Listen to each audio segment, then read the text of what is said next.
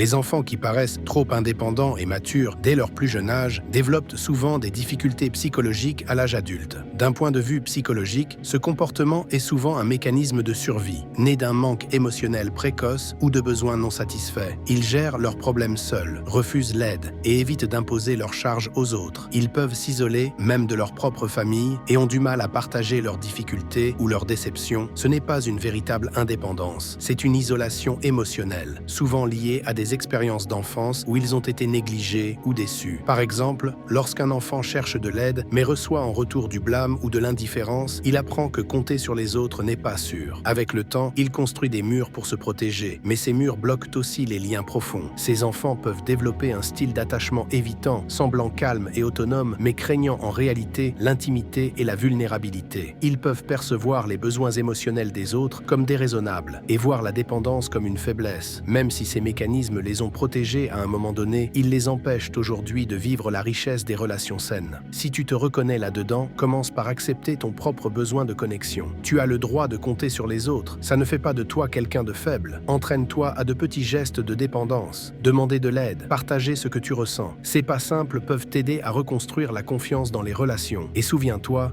tu n'as plus besoin de mendier l'amour auprès de ceux qui n'ont pas su te le donner. Choisis plutôt des personnes qui t'acceptent et te soutiennent.